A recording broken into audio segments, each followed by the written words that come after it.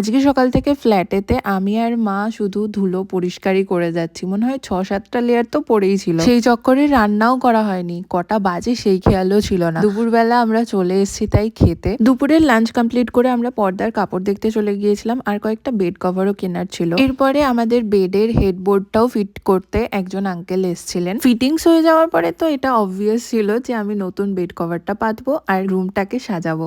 এই বেড কভারটা আমার এক দেখাতেই পছন্দ হয়ে গিয়েছিল আর কিনে নিয়েছি।